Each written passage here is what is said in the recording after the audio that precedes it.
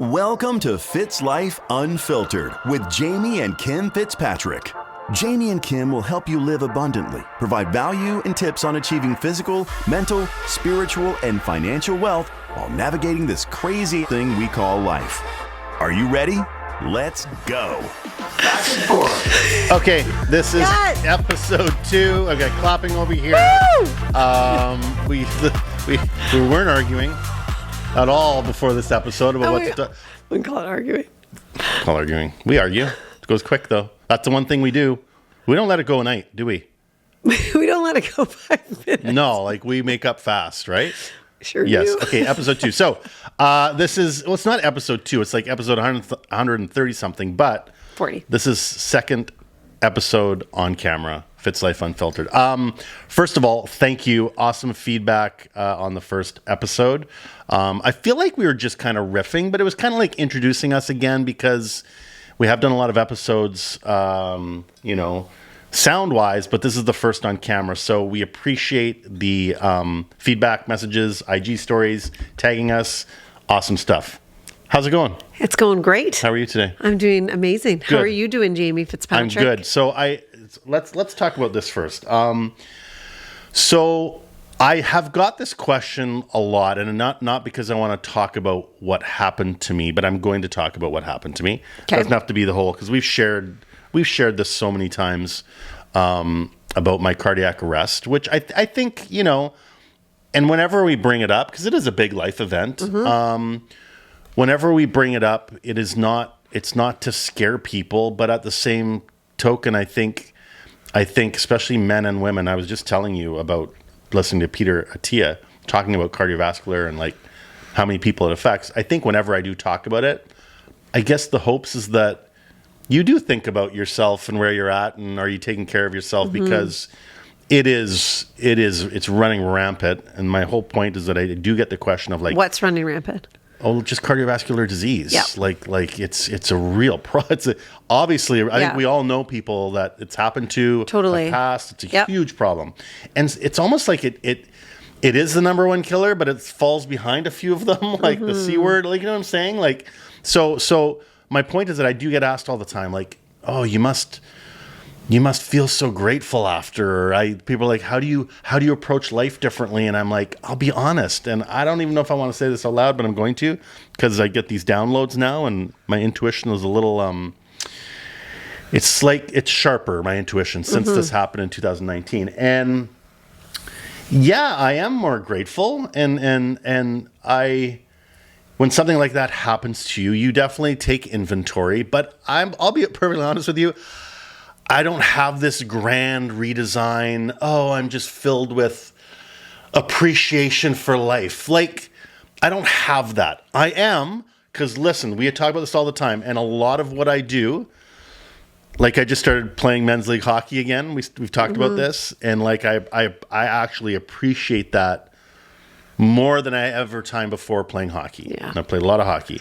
And there are things where I sit there and go, holy shit, like, there's a very small chance I should be here, and I've actually chat GPT'd this recently. Yeah, it is 6 to 7% at home cardiac arrest survival rate. It's almost like 1 to 2% though if you don't get immediate CPR. It's like there's some. It's actually lower than the 6%, which is on my arm.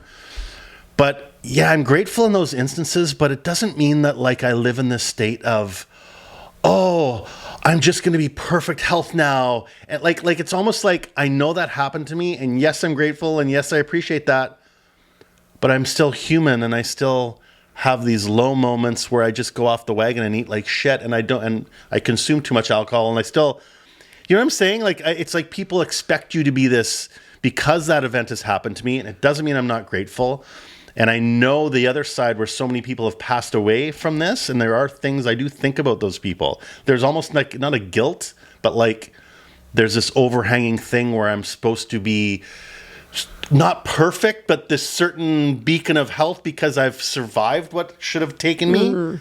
But that's not reality. I still deal with stress. I still deal with finances. I still deal with trauma from my past, not the heart attack, but the other things, generational trauma, fucking dad, like all that stuff. Like I still have to deal with those stresses. Just because that happened to me doesn't mean I don't struggle with those things. Even though I think some people think, oh, you should be working out every day and you should take, you know what I'm saying? Am I making sense at all? Yeah. It's like, and that's hard sometimes. To 'cause hear I feel that. like Is it's that what hard. you're saying? Well, no, because that's not my nature to like really think about that stuff too much. But it's like, I still struggle with that shit, and I don't sometimes take care of myself. And we've been going through this because, you know, and I this is not a victim statement. It's not, because for the most part, I'm aware. I'm aware. My life is fucking amazing. Like the fact that we live in Canada, in a first world country, and we have food on the table and our kids are, I get it. I have extreme perspective on life. Not saying that. I'm very blessed, very happy. But I do feel a pressure sometimes. And that's sometimes, like we've talked about, where I don't take care of myself all the time. What is that? Why is that? I know what I've survived, but it doesn't mean that I'm still trying to navigate that part of it. You know, does that make sense? I know I rambled there, but No, I think it's honest. But just doesn't mean, because I got that question. Oh, you must feel so grateful. You must view life so differently now. I do, but I'm also just human going through a human experience, and sometimes I forget that happened to me, and that it's not always at the forefront of my mind. So yeah, I do stupid shit. I don't take care of myself sometimes. I have done this with my health, and part of probably why that cardiac arrest happened was stress. I mean, you know what's happened with my past company and stuff like that. And I've done this with health and fitness for whatever reason, right? But yeah, not everything's rainbows. I don't just view this life so differently, because life comes back and happens to me again, and I actually forget about that experience, partly because you remember it. I wasn't there. I was there, but I wasn't there. I don't remember the 5 days after. Yeah. I don't remember the day, maybe the week ahead. It's a blank to me. I know you have trauma. I know Tess has trauma. I know my son has trauma. I have trauma because I intellectually know what happened to me, but I don't have any memory of it. I don't remember going down. I don't remember any of that. So I guess my point is, like, I get that question. I think people think I'm supposed to answer it a certain way, and I do view life differently, but it's not this, life still is happening to me. I get that. Does that make sense? It does make sense. Do you want me to coach you right now? Or do you want me to have a conversation with you? Is this That's like- a really honest question. Is this a marriage conversation or a business No. conversation or a coaching conversation? What do you want it to be? It's up to... Because I feel, no, I'm being honest. Like, those are good questions. Because I have so many questions for you. Oh, ask away. So it's like, okay, so I'm going to put this on like as a coach hat, right? Yeah, the one First. I'm least comfortable with, but go ahead. Do you want me to start as a marriage hat? No. Go ahead for it. Okay. Go for it. So I just feel like, okay, number one, I can completely relate to life experience and lived experience and the patterns and what we go back to when it's comfortable, right? We've each walked through our own lived experiences. Sure. And then there's, like, for me, like, retail therapy was my thing for a long, long time, right? That's the truth. Or like, oh, I'll start again Monday and I'll eat everything that, like, so I can really relate. I feel like we have similar, I think a lot of people probably can. yeah, we have similar things, right? But, you know, it's interesting. And I was working with, you know, one of my coaches, and I remember her saying to me, she's like, but it's your identity. She's like, you're identifying right now as that. And we all have lived experiences. Every single person does. But at the end of the day, we either need to choose to say, that's not who I am anymore. That keeps dipping. Yeah. And we just choose that next level. Yeah. Or we're going to stay in that story, which I'm going to say 98% of the population stays in this, right? And it's a question whether or not you want to stay there or you want to live. Yeah. And maybe that question's a gift, Yeah. you know? Like, yeah, it's just like some food for thought of like, if that, yeah, we're human, how human of us, Sure. 100%. But that's also an excuse and can be a reason to stay stuck, Yeah. to stay at a plateau. Stuck and plateau are the same thing, by the way. Right. And it's like, so at the end of the day, and it's not to not have compassion and empathy and Sure.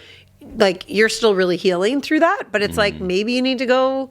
And I think this is really a beautiful, powerful conversation for you to see a strong man admitting, but like let's talk about this shit, because this is where, if people don't feel safe to be able to really be honest, like with no judgment, or like you need to be able to say that, it's like, then what support do you need?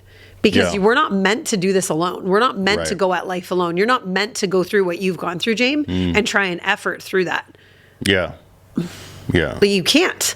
Yeah. We're not designed to that. Social media, like, also is just like, let's distract you from all aspects of everything, so you don't even feel your life. Like, I just want to like throw the phone away sometimes for everyone. Like, you need some help, go focus on yourself. Yeah. Get away from everybody else asking you opinions and say, what do I need? What feels good and true to me? Yeah. And so that's one thing I'd say, like from an identity perspective. Okay. The second thing I would say, I heard it. as a wife and a partner is, it's going to make me emotional. You're allowed to cry. No, my lashes. Oh, right. Oh, no. I'm fine. I got this. My lashes. So is that I saw this the other day on, I don't know, social media. Boy, the irony here. On a reel. Okay. But it was, I don't know why this is coming up in my feed. The For You page is real fascinating. The what? The For You page. What's that? FYP. What does that mean? When you pull up your Instagram and it's like your explore page? No. And you see all the things you see? Oh, okay. Yeah. Yeah, that Instagram thinks you're interested in? Oh, right. Okay, anyway. So my point is that I had this man who struggles with, like, whether it be mental health or whatever. And he said, sometimes the best thing you can do for your spouse is look them in the eye and say how hard they're working and how much you love them. Right. And like, I see your pain and I have the capacity to hold your pain with you. Right. And how can I help you? Yeah. Like, what support do you need? Yeah. And, like, how can I support you today in the goals that you have? Or, if you feel like you're slipping, like, I'm here and I'm on your team. Yeah. Yeah. So that's that from there. And then what was the other third thing I was going to say? Coach. Business or something? What? Business. Yes. Okay. Business. So this is important. I think this is important for anyone to realize. And we've built businesses and worked for ourselves. And also, I've loved working in the corporate world and working. I'm a gerontologist by designation. I love it. I love longevity and aging. And I love the different ways that our roles have taken us. But at the end of the day, our business and how we treat ourselves and how we're sleeping and how we're fueling all will be directly related to your income, your success, and your impact. Because if you're not feeling as well as you can be, your impact will go down, and that's injuring the world. Yeah. And your gift and your assignment and why you were saved. Yeah. Like, there's bigger questions there. It's like, if I was here, I was saved. You were literally saved. You were given the second chance. And for those of you that don't know, because there's probably some that don't know your story, you want to say it? Well, yeah. Well, I don't want to, because that's a. Well, I think we just do a really like, it was Widowmaker. 2019. I was getting typical chest pain. Numbness. Went and got checked by a cardiologist. They kind of cleared me, which is scary. I know that scares people when I tell them the story, especially men. They're like just terrified when I tell them the story. But it's like they didn't advocate, right? They didn't do anything wrong. Like, they put me through every test imaginable, and somehow it slipped. And then like 2 months later, so I guess I was having a heart attack for a month or two leading up to that. Going to spinning classes and like maxing out my heart rate, just wild stuff. Probably should have happened in there, but I'm glad it didn't. No, Christine would have taken care of you, but that would have been bad. And then it was just a Sunday at home, and Tess was supposed to go over to the neighbors. They turned her around for whatever reason because their parents weren't home.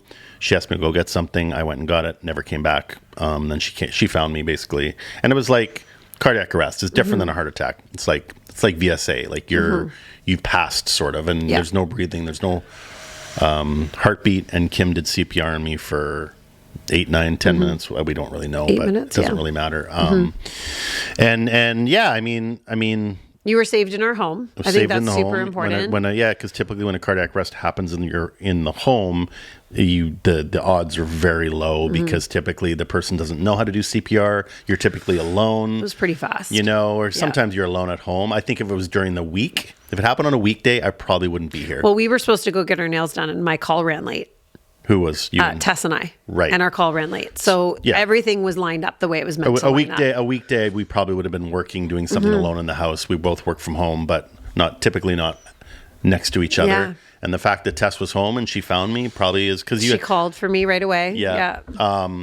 So I don't know where we're going with that, but yeah, that's. Well, I think that's part of it though, is just like laying a little bit out of this of what you went through. It's like that's like that's also hard to think about. Is like, what would my life have looked like without being here? Those are intellectually. It's like this is the crazy part about human psyche and like intellectually, I'm very aware of everything. You know what I'm saying? I don't sit there and be aloof about everything. I'm fully aware. I mean, and then I hate even talking about this because then this next part, it becomes really victim-y, but it's just the fact is like the chronic pain part, right? And like that really threw me for a loop last year. Like I get these headaches and it's just like constant, right? Constant head pressure, head pain, no excuses. That's not why I'm saying it, but like, it's why when I talk to people who have like fibromyalgia or they're going through anything, it's like I have a real don't feel sorry for them, but I understand what it's like to walk through life with like not feeling great. Then the other part of that, and this is the non-excuse part, is like, am I doing everything in my life to limit the amount of that pain impacts my life? And I'm not. And I'm you're like, But that's your you own. See that face? She's like. But that's your own awareness. That's such a high level of awareness for you to say that. Like, that's so amazing. Sure, but then do it. I wanted to say, do it, fucker. Like, to yourself? Live to myself. Yeah, you got to look in the mirror every morning and be like, yo, dude, like, you get it. You're a smart guy. Yeah. You understand this. So what would you say to someone else? I don't know. In this moment, I don't know what I say. I mean, so look in the camera. No, I don't want to. Not the therapy where I'm going to look at the camera. And but I'm just saying, like, what would you? Like that. Oh, that's fair. But like, what would you say to someone else right now that you're coaching? I don't know what I would say in this moment. I don't know. I would be like, because that's why I don't do wellness coaching with people. I do business coaching. And what am I going to tell someone to start working out? Like, and I up and down, but like I was in the gym doing the leg press when I was in really good shape about a year ago, and I just felt that sharp. And that threw me off because then you have to stop. Then you feel like shit. You want to eat like crap. And it's like, it is that cyclical thing.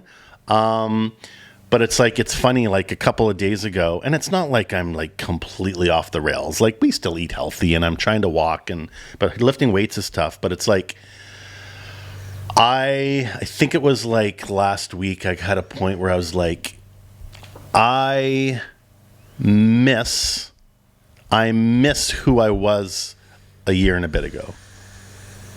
Like you get to a point where I miss who I was then. Still Jamie, still a dork, like still have a sense of humor. I'm still that person, but I probably miss that person who was that confident, disciplined. And there's a pride there. Pride is a and it's not that I still like who I am. It's not that I'm still prideful of the things I do. Like I started a new business. It's going great, So there's pieces of it, but I miss that person who was really proud of them. And I still am, but there's a piece of me that like, fuck, dude. Like I do, like I'm aware, and there's a piece of me that I miss being proud of myself in that aspect of my life. Wow. And that's the work, right? I think I can relate to a part of that. Sure. I remember one of my girlfriends, Nadia, she's like, hey, you're not allowed to be a part of the I Miss Kim Club.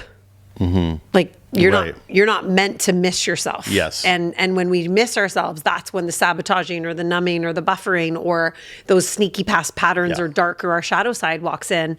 And we need to be, as humans, like, especially because of how aware you are and you just know your stuff. It's like it might feel a bit like a fight at the beginning, but you're fighting your old paradigm. You're fighting your old paradigm that's like, let me keep you in your chronic pain. Let me keep you down. Yeah. Let me keep you not being your best. Fuck that. And for the record, Seriously, and for excuse the- my language. Hey, and for the You record, will hear some F-bombs. I do not complain about shit. Like No. I can't stand it when people complain. I cannot stand it when people complain. And I also look at me and go, hey, if I'm not complaining, you're not Yeah. fucking complaining. Sorry, we're really effing the bombs out here. But like, no, I can't handle that. It's like that's no excuse though. It's like I know what to do, Yeah. and it's just Well, anyway. It's like when you said to me, I remember when I was in one of my roles in my gerontology world where it got really hard. Like I had a really hard boss. And Easy. what? It's okay. Oh, no, like She's watching. It's you. Yeah. No, just kidding. I'm kidding. Joke. No, I don't even know she who that just, was. It doesn't matter Yeah. who it was. I don't say names. It doesn't matter. But I remember coming home to you crying every day. Yeah. And you said, Kim, if you're going to bitch about it, then quit. And then I went, well, I can't. And then it was just like, because the nervousness and the fear and the what. So it's like. Yeah, if you you're- continue to complain about something, okay, so quit, change it. Yes, Go do exactly. something else. So it's like the same thing can. So again, if any of you listening that are like, I continuously complain about whether it be maybe it's weight you want to release. Hey, just a little tip about this is like the universe doesn't lose things. So anytime you want to talk about weight loss, if that's weight loss or you want to, don't use the word loss. Release. Whatever that is, if you want to release the pain, you want to release the hold chronic pain might have on you, things like that. Your words have such power. What you focus on has such power. And it's like that, you really are answering, it's so beautiful because you're answering your own questions right now. And I don't want to release it. I want to lose it. Just to be clear. And about 10 pounds. But, who uses the scale anymore? but the point is that it's a choice too, right? It's like, and not all of that, but like what you choose to do to help you feel better is what you said. Oh, God, yeah. That's the only thing you're in control of. Yeah. So it might change the outcome, it might not, but you'll be more proud of the choices you're making. I actually think, because I wasn't going to talk about this today. I'm so grateful you did. No, there's a reason for it. It's because it makes me really uncomfortable, right? You don't have to, don't do that. Oh. I know, but like, Sorry. it's because it's like putting it out there. It's like, yeah, this is stupid. Like, let's just change it. It's not stupid. It's a bad word because we all go through shit, but like, it's time to like, Yeah. And like I said, it's not like I'm off the radar and, No. and I'm not like, there's no depression or anything like that. It's just like, I can be better than I am right now. I can be better. And I think we can. like show of hands. But can't you tell in my voice I'm kind of exhausted of it? I'm just Yeah. like, come on, dude. Like, let's Yeah. go. Let's go. Yeah. I think the most important part, or maybe it's the most exciting part, is you've known me for a long time. You've known all my stories and all my past that's come with me into relationships. And we're not getting into this here, but like for 20 years, we talked about a lot of stuff that was. I was your therapist. Yes. Yeah, which don't do that. I'm realizing No, that it's now. not. That's not good. That's not the point. But my point is I've moved through a lot of that hard and trauma and dark and stuff.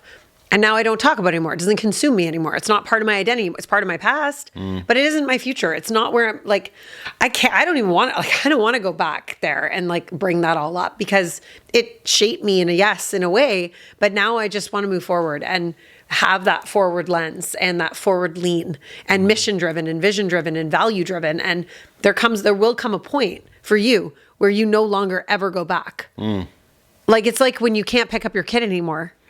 Yeah, It's that's just a one crazy day. analogy, I know. Like, there's one day you can't pick up Colby as a giant. It's the best and worst analogy. Every time I hear that quote, it's like, when's the last time you picked up your kid? But you never can remember and it. you're just going to put it down. You're going to put down the heaviness one Such day. a sad And I can't analogy. wait.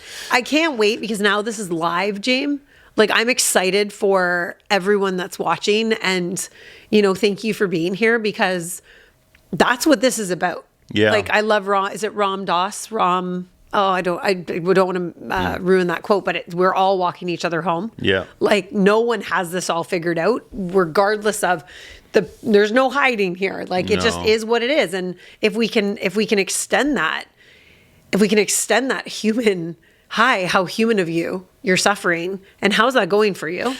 Yeah. Let's move, because I think there's two choices too about suffering and grief. And suffering is something that you have to engage in. Grief is something that comes in waves. Right. And you can either choose to keep suffering or you can choose to stop. That's true. and you are suffering. Yeah. I mean, I never want to, like, there's no disclaimers here, but I just want to make sure people understand. I'm like, suffering that's heavy. Yeah, but There's a lot of other people suffering too and stuff. And I know that that's why no one's the first person that's gone through anything. And we're not saying that. That's I the thing. know. We're not the first person that has had to do what we've had to do. You know, I'm not the first person who's lost a mom. I'm not the first person who's struggled with things. I'm just You're saying, not just the first perspective person. globally too. Like, Of course. some terrible shit out there. But I feel like that's the reality of like no one's coming on thinking we're the only one this is happening to. You're not a victim. But I think it's important, regardless of that conversation, Jamie, Yeah. and me. I like that you're like, oh, I'm not suffering, because maybe that's too heavy for you. That's good. Yeah. But would you call it like when you're feeling low, that's suffering? You know, or when you're choosing not to choose yourself. Just sharing my experience, and whether you think doesn't matter where it fits on the scale. It's my I'm not experience, scaling right? it, totally. No, I'm not saying you in Oh, general. sure. In general, just like it's where you think that fits on the scale. That's my experience. That's all I'm talking to, right? I think that's where everybody can only talk to. Yeah. And it's then what you decide to do with that experience. Absolutely. Well, thanks for sharing. I It's think uncomfortable. I think it's important for people to hear that. And I don't think you're alone. I think social media, and I don't. I mean, I think we can be subject to trying to not curate a perfect world on social media. I don't think we do. I think it can lend itself to that with pictures and like you want to inspire people and stuff like that. So people get this maybe elevated thing, or you think you have to show up a certain way. But I think that's what's nice about this format, like this medium or channel or whatever we want to call it. It does give, if you're real and you show up and be uncomfortable a little bit, it will give people a real sense of who you are. And I think that's kind of the whole point of this. We don't think we're experts in anything like that, but I think this is a great way to get a feel for what we do, who we are. It's good for you and I.